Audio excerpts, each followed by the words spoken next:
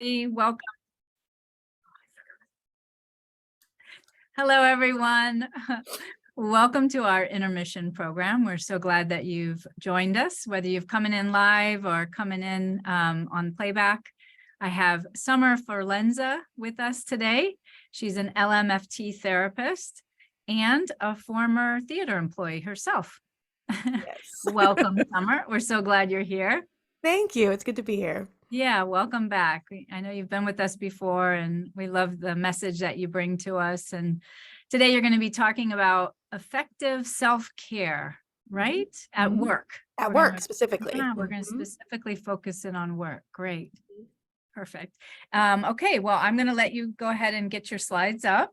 Perfect. And I will come back. Oh, and just want to remind everybody, we have the Q&A box is open. And there's an anonymous button there, so you can ask any question. Please feel free to engage with us the entire time. And Summer will take about 10 minutes at the end to answer your questions. And we're so glad you're here. Awesome. Thank you so much. I'm glad to be here too. We're going to be talking about effective self-care at work, supporting yourself and others in your work setting. So let's just jump right in. Before we start, I always like to introduce myself a little bit so you know who I am and why you should care what I have to say, why I'm qualified to talk about this. So I have a master's in clinical psychology from Pepperdine University. I'm a licensed marriage and family therapist in California. I currently have my own private practice, and I'm also a mental health educator. I've been teaching practical mental health skills online since about 2020. And I love all parts of my job, and I really consider this a part of my mental health educator work, which is so important to me. So let's talk about why self-care at work matters in the first place. Why is this a topic that we should be talking about? Why is this something that I think you should take kind of seriously? Well, the first is that we spend so much of our time at work that if we can improve our well-being and our work experience, that helps to improve kind of our experience of life in general, right? So it improves our overall well-being and our work experience if we're taking care of ourselves at work. This also can help us to reduce stress and burnout. I know the last couple of years have been very intense for a lot of us, and a lot of us have been feeling very stressed and getting closer to that level of burnout. So if we can understand how to take care of our bodies and our brains at work and in the work setting, that can help us to navigate that as well. So there's a couple of things that we want to think about. You like that little picture of the movie theater I threw in there? Some common workplace stressors that we can talk about. So we all know that we sometimes have difficult customers that we're dealing with in a work setting who are upset about something. And sometimes we have difficult colleagues too, people we don't get along with very well, or people who are difficult to spend a lot of time with. Sometimes we have a really demanding schedule. I know in the theater industry, sometimes you're working very late nights, and your workload can be intense if you're managing a lot of spaces or a lot of people. Another common stressor is work-life balance, finding that balance between having time with your family and your friends and yourself, but also, showing up to work the amount that you need to and getting things done in your workplace setting. Let's talk about what self-care is before we start diving into some of the strategies that I recommend that you keep in mind. So when we talk about self-care, this is my definition. Self-care is knowing and intentionally meeting your own needs. So that includes your physical needs, food, water, sleep, your mental needs, your emotional needs, and your social needs. So we have lots of different needs. We're very needy beings, and self-care is understanding what it is that you need and then intentionally making sure that those needs are actually met. We're going to talk about a couple of different versions of self-care strategies that you can use at work. My goal is that you're going to leave this presentation with a good sense of some options that you can try like right away that might work for you. So let's start by talking about time management. And this is something that's like a little bit, it's more important than I think we sometimes give it credit to. Especially when we're already stressed, especially when we're already feeling kind of burned out, like I know a lot of people are. When we go into the workplace setting, having some management of our time can be very, very helpful for us to feel less overwhelmed. So one thing that you can do is to organize your high priority tasks. Okay, so I know that these things definitely need to get done first. I also want you to be realistic about what can be accomplished in a day. So I think sometimes we get really ambitious and we want to get everything done right away and plan everything and all of that. And that's not always something that is helpful for us. We can be realistic about what am I going to do today in this shift, right? I also very, very highly recommend that you create a to-do list that you can follow. So let's say you have a routine where you're closing up at night or something like that. If you're a person who has that in your brain pretty easily, you can just follow that pattern. That works. If you're more like me, where I sometimes need reminders and I sometimes need some helping, like, okay, what comes next and what am I prioritizing? I would really encourage you making a little list on your phone, or having something written down that you can see it that says, okay, first I'm going to clean out the popcorn machine, and then I'm going to make sure we've got the cups stacked in the right way. We got enough, we're restocked for tomorrow, referencing things I used to do when I worked at the theater. And I would make sure you have that to-do list that you can follow. What you don't want is to come into work and to spend a little time talking to your colleagues and then have it get kind of late and you've got all your closing duties to do and you're feeling overwhelmed by that. So know what needs to happen first, be realistic about what you can do, and create that to-do list, dude. There's nothing more helpful than managing your time with a to-do list. I also want you to take your breaks. This is part of your self-care at work. We all have breaks that we're mandated to receive, and I want you to take them. Don't skip them. All right. So that means taking your 15-minute breaks and also taking your lunch break. When you're on your breaks, one of the things that you can do to meet your body's physical needs is to incorporate movement. So that can be going on a little walk, doing a little bit of stretching. Sometimes I'll just do like these arm circles because I get very tense in my shoulders. So finding some sort of way that you can move your body a little bit, stretch it out just a little bit.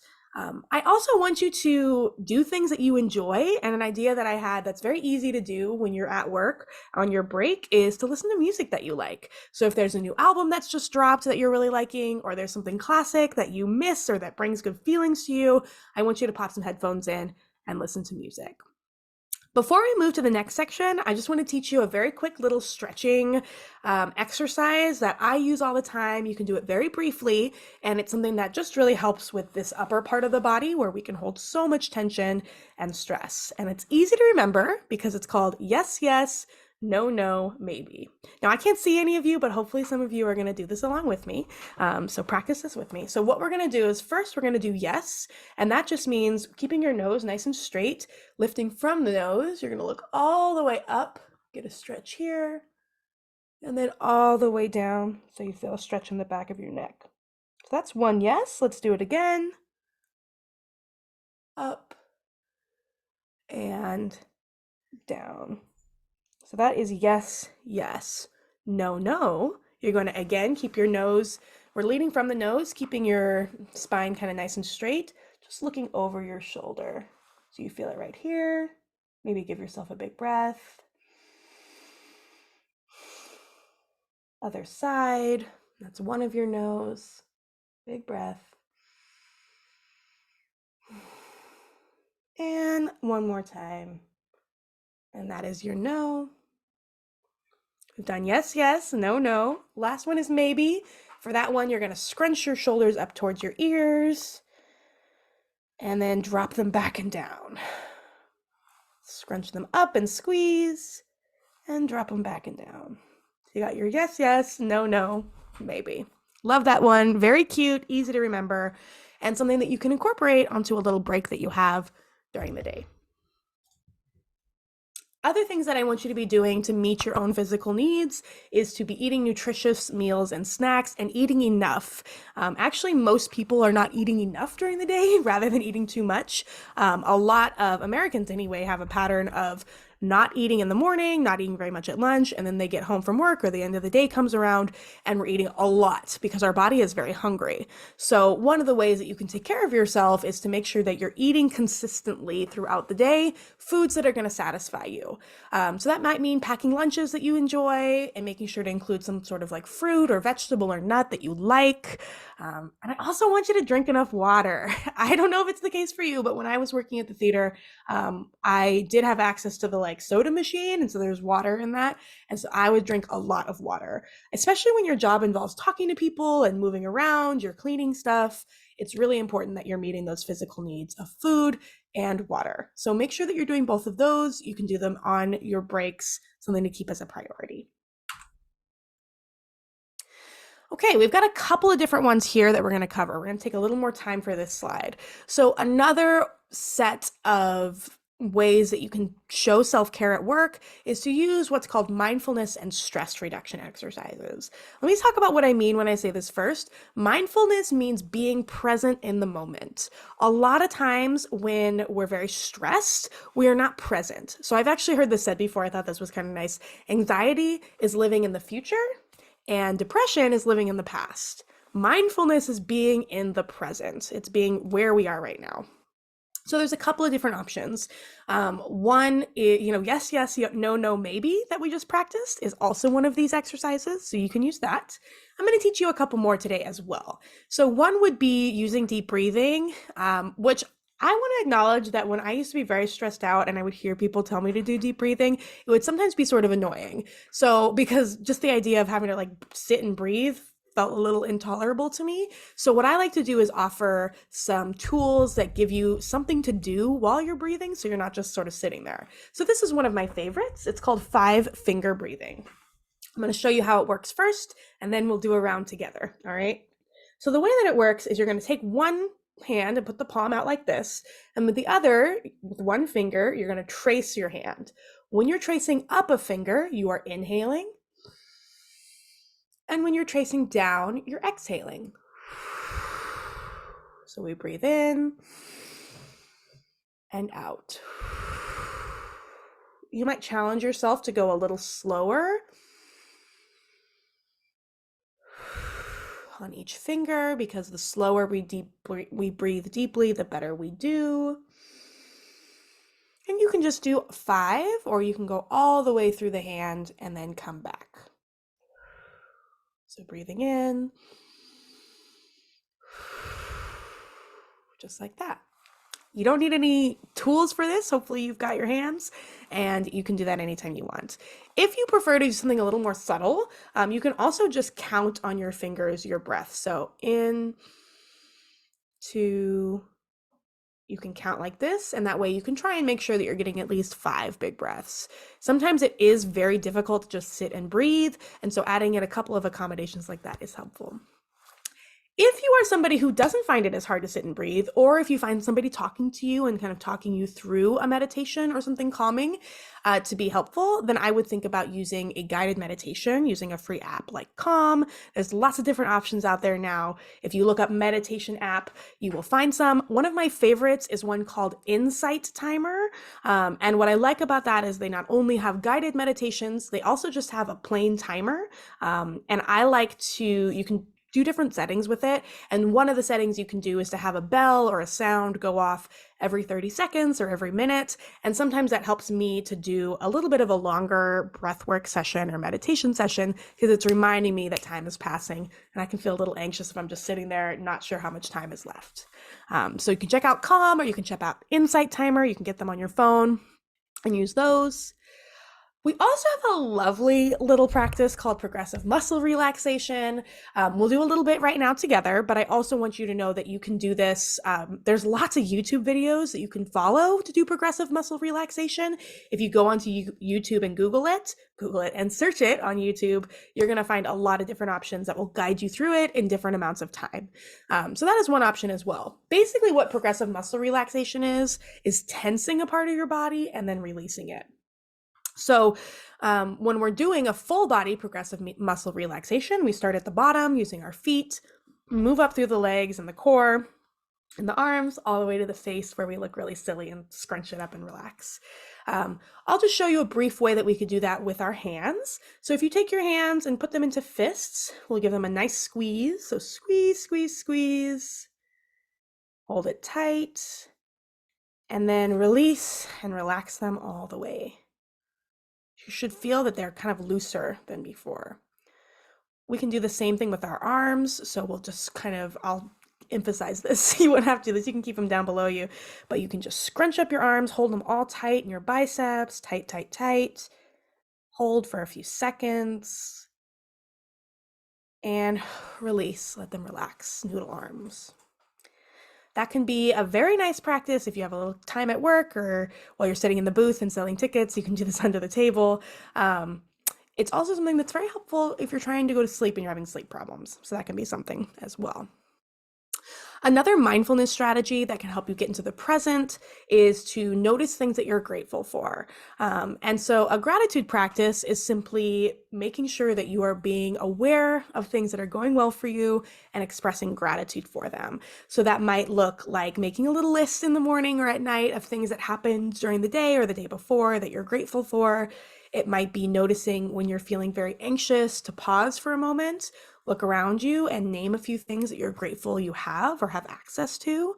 That can be another really helpful practice as well. Last, I want to encourage you to do some journaling. Journaling doesn't have to be anything fancy. It doesn't have to be anything formal. You can do it in all kinds of ways. You don't have to write by hand to do a good journaling session. Don't be afraid to use your phone. Your Notes app is a great place. I have encouraged clients to do journaling. They'll kind of like not FaceTime, like kind of vlog to themselves. So they'll talk into the camera. And that's one of their ways of journaling. All you want to make sure that you're doing when you're journaling is expressing whatever's inside of you. You can talk about things that you're feeling or thinking, things that are stressing you out or worrying you, things you're looking forward to. Just taking that time to be a little aware can be very helpful. Another thing that I want you to keep in mind when we're talking about self-care at work is fostering positive relationships with other people that you work with. That helps to create a positive work environment when we support one another.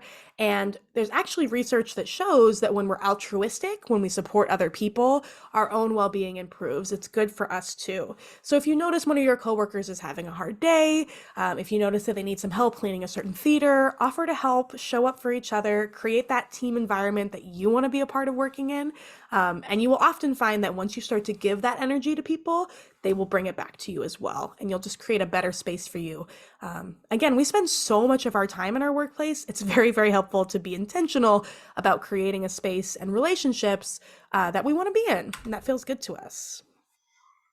Here are some signs that you might need additional support. So if you're doing your self-care and you're doing your gratitude list and you're breathing and you're doing your progressive muscle relaxation, but you're still experiencing some of these things, this might be a sign that you need some additional support. And I'll talk to you in the next slide about where you might find that. So physical symptoms, if you're frequently having headaches, stomach aches, fatigue, having trouble sleeping, and you've gone to the doctor and it's not medical related, that could mean that you need some additional mental health support. If you're consistently really in a bad mood, your mood is swinging up and down, or you're very anxious, that would be another sign.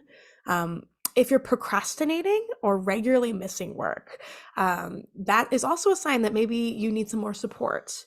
And if you're having difficulty concentrating or you're having memory problems, all of these are signs that your mental health might need a little bit of attention, especially, but with the caveat that we always visit a doctor first, get a physical, make sure it's not biological. But often it really is that we need some mental health support. Let's talk about where you can seek some support and resources. So first thing is I want you to check with your supervisor about employee assistance programs and any mental health services that might be a part of your work. I know that what the Will Rogers, what the Pioneers are doing is a part of, offering support to you guys, which I think is amazing. You also might look into external support groups and therapy options. I've listed 3 right here that you can look at: psychologytoday.com, therapyden.com, and Open Path Directory. The first 2 are kind of more general directories where you can search therapists that are near you or that have openings. The last one, Open Path Directory, is specifically for therapists who have sliding scale spots that are open. And that might be a good resource as well. Last, you can look at online resources and self-help materials. Not to plug myself too much, but you can check out my Instagram. There's a lot of strategies there for managing your mental health, a lot of information about trauma and recovery, and resources as well. All right, we hit our time. I was a little worried about getting through it, but it is 12:19. We made good time through that content. I am going to stop sharing the slides so that we are all coming back together, but I would love to hear what questions you have and answer some of them. Oh, Samantha, you're muted, actually. Summer, do you want some support? I'll read you some questions. We have a few. I would love that. Okay, I would love that. great. So I am always the one people come to when something needs to be done or someone needs assistance. Mm-hmm. I'm afraid of saying no because I do not want my manager to think I can't handle it, and I know they trust me in doing the tasks. I do get overwhelmed, but can never find the words to say what I want to say in a nice way, so I say nothing. What are some ways I can tell my boss to delegate the task to other employees? I love this question. And I am actually really glad that you asked it because learning communication strategies is also a part of self care. I think when we find ways that we can actually articulate what we need and what's happening for us. So, for this person, what I would say is I would use this sentence frame: I notice, I feel, I need. And basically, what you're going to do is you're going to start by just listing out some facts. So, hey, I notice that last time that you needed somebody, I'm going to use this example again because I'm trying to remember what I did. Last time you needed someone to do some extra cleaning in theater 2, you asked me. I'm feeling kind of overwhelmed today. I have a lot of tasks that I need to do to get everything set up for the premiere tonight. I need someone else to support me either in other tasks that I have or in cleaning that theater. So I notice, I feel, I need. This helps because sometimes if you just have a roadmap for like what you're going to be saying, it can get rid of some of that fog of like, how do I say this without upsetting them? And this framework also uses what we call I statements. And that's where we start talking. We talk from our own experience rather than saying you statements. So it's different from saying you always give me more work than everybody else and you don't care if I'm feeling overwhelmed, right? We say, hey, I'm feeling overwhelmed. I need support. So that would be my answer to that question. Thank you. That's a good one. How about this one? I have a hard time shutting out what's going on around me and find it hard to do meditations or things like deep breathing. I sometimes become more overwhelmed when I try to center myself, and it makes me feel crazy. Is there something I'm doing wrong? Well, I love that question. I also love that question. Okay, so no, you're not doing anything wrong, and you are by no means the only person who has had that experience. And one thing before I kind of talk to you about some options you might have, one thing I always want to encourage people to recognize is that what works for other people might not work for you, and that's 100% okay. There are no universals in mental health. It's different than something like if you have high cholesterol, this ABC needs to happen to fix that. Mental health is not like that. It is very, very individual to what you've experienced and what's happened for you. So very much not meaning that you're doing anything wrong because you have that experience. What I like to do is to encourage you to engage with some of your senses and give yourself what I call like an anchor to put your mind on rather than what's happening internally. Especially if you're feeling already overwhelmed or there's a lot of anxiety or big emotions in your body, if you're trying to center and connect to that, it can feel very overwhelming. So instead, I want you to look for something that has kind of a big pull on one of your senses. So for example, I encourage people to do things like sour candy or spicy candy, right? Having one of those in your mouth while you're calming your body down gives your brain something else to focus on. Also, coincidentally, helps us create more saliva, which is one of the things our body naturally does when we're calm. So it sort of helps trick our brain into thinking we're calm. So I love doing that. You might also use some scents that have a positive connotation for you. So if there's a perfume or a lotion or a candle that smells good or that makes you think of a good time in your life, you could reach for something like that. And then I also want to encourage you to use movement techniques. So something like progressive muscle relaxation might work better for you because it's giving you actually something to do and it's releasing tension from your body rather than having you just focus on how you're feeling in the moment. So I hope that that's helpful and that answers your question. Okay, I have another one. I have a coworker that tears up a lot while at work, and I don't ask what's wrong because I don't want them to feel uncomfortable. Is there anything I can do to support that coworker without overstepping? Another good question. One of the things that I sometimes advocate for is erring on the side of like over transparency. So maybe saying something like, and you're going to know your workplace and your coworker better than me. So you will know if this is appropriate or will work in this situation. But what immediately comes to mind is saying something like, again, maybe like I statements. So, hey, like I notice you're a little bit down today, or like seem a little bit sad today. I don't want to overstep. I don't want to make you feel uncomfortable, but I just want you to know if there's anything you want to talk about or if you want some support, I'm here. So you kind of like give them the opening of like, hey, I'm not trying to overstep. I don't want to make you feel uncomfortable. You're not barreling in with what's wrong, what's going on, why are you sad, right? You're saying, hey, I'm noticing that this is happening for you. I want to support you in the way you need to be supported. So just let me know what it is that you need. Um, that's one of the ways that I would go about it. But again, you're going to know your workplace and your coworkers better than me. And you might approach that slightly differently, but you can be transparent of like, hey, I don't want to overstep, but I do want to support you. So just let me know what I can do to help. Beautiful. Thank you. Mm. How about this one? I have heard the term self-advocacy. Is that different than self-care? Ooh, interesting. Hmm.